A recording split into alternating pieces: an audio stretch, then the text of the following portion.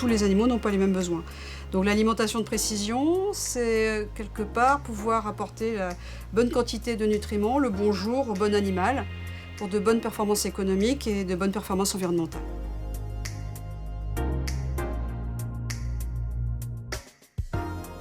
L'enjeu vraiment du système Apport, tel qu'on l'a développé, c'était de pouvoir avoir une interface qui puisse faire en sorte que l'on rejoigne tout ce domaine de connaissances scientifiques qui était accumulé et disponible, et les mettre en œuvre dans l'élevage pour en tirer vraiment le plus de profit possible.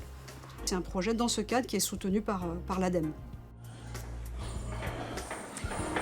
Voilà, là on est au cœur du dispositif Apport, qui est organisé en 3 zones.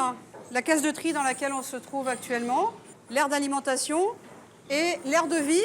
Et le nœud du dispositif, c'est la station de tri et de pesée dont Lucie va vous présenter le principe de fonctionnement. Quand les porcs veulent accéder au DAC, ils doivent d'abord passer par la station de tri qui va s'ouvrir seulement s'il y a un DAC de disponible. Et à ce moment-là, le porc va pouvoir rentrer dans la station de tri, être pesé instantanément. Et ensuite, les portes vont s'ouvrir en sortie pour les laisser se diriger vers l'un des DAC disponibles. Quand un animal rentre dans une station d'alimentation, il est identifié. Son numéro est envoyé à l'ordinateur qui vérifie s'il a déjà mangé toute la ration du jour ou pas. S'il a encore le droit de manger, on va lui délivrer des doses d'aliments dont la composition est adaptée à ce qu'on a décidé pour lui ce jour-là, c'est-à-dire une proportion d'aliments A ou d'aliments B. Et il reçoit comme ça des doses de 100 grammes. Et une fois qu'il a fini une dose, il en reçoit une autre s'il a encore le droit. Mais s'il arrête de consommer ou s'il n'a plus le droit d'avoir une dose supplémentaire, au bout de 5 minutes, il est éjecté pour éviter qu'il reste dormir dans la station d'alimentation et qu'il empêche un autre animal de venir manger. Cet outil a été développé en mobilisant les compétences des collègues du bâtiment, les nutritionnistes, mais également en faisant en sorte que des gens d'un institut technique comme le nôtre travaillent avec un équipementier, à Cerva, pour proposer cette interface entre le domaine de la science et le domaine de l'élevage.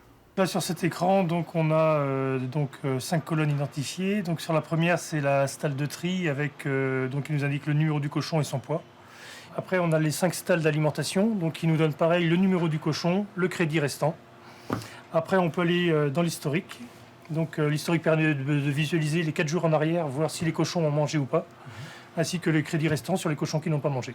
Alors, dans sa version actuelle, l'outil est un dispositif expérimental très puissant qui devrait intéresser toutes les stations expérimentales qui s'intéressent à l'efficacité alimentaire et à la réduction des rejets des animaux, puisqu'on a une donnée par cochon qui, de fait, est l'unité expérimentale. Donc l'idée pour une phase de développer en élevage serait de simplifier tous ces accès à l'aliment par rapport à ce qui est fait actuellement et pouvoir proposer une bibliothèque de programmes à l'éleveur qui puisse piloter individuellement ces animaux, mais sur la base de quelques stratégies alimentaires déjà paramétrées.